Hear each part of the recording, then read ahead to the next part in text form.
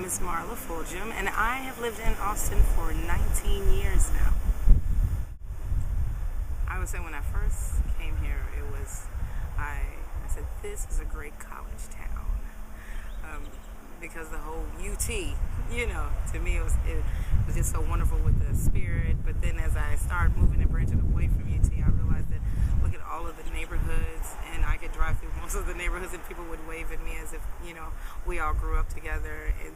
And then the lake, and for some reason I never ended up past the lake, so the whole little downtown from UT to going down to the lake, and then venturing off over on this side of town, where I could find a lot of history that I really could relate to, being a black woman. I don't know, it was just real. When I first moved here, it wasn't so urbanized, but I could see the growth, and I saw it when it was getting ready to start happening. I love the East Side because I guess it feels like I grew up over here. I have seen a change in, I guess, even in population, and even the people that now even live around here from when I first moved here. When I came around, I wanted to know, what's happening and what's going on over there. And this particular area where we're at right now was getting ready to be redeveloped, so it was still kind of in its down stages. And I saw a lot of old, dilapidated buildings, things, and I'm like, well, what's going on, and what are people doing, and then I started meeting, because I'm an artist, and so I started meeting people and working with people that were historians. And about 1993, I came over to do children's theater right here in the Victory Grill, and that's when one of the managers was telling me, just kind of took me through the East Side and kind of showed me different history. And then it really became just something so like, wow, from Dinah Washington having a house down the street to 11th Street and 12th Street being like how 6th Street is now, where everybody goes to.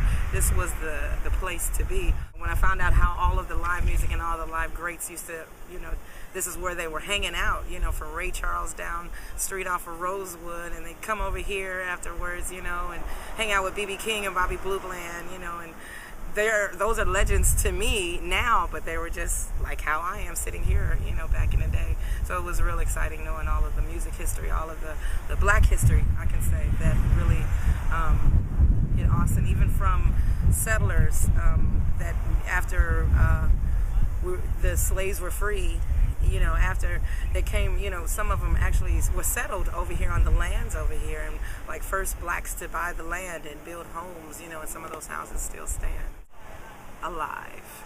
There is nothing dead about this city. It is just full of life. It is just very much alive, Even the cemeteries are just, it's like, wow, it's history over here. You want to walk through the cemeteries and see who's all in here, It's like, yeah, it's alive.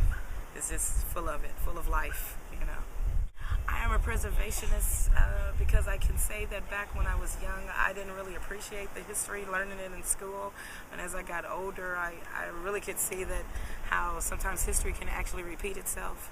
And if we don't cause the paradox to become history ourselves and make some new, and it really made me want to work hard at preserving some of that beautiful history and help keep it and not let them just tear down buildings that really meant something, to people who could really love the history.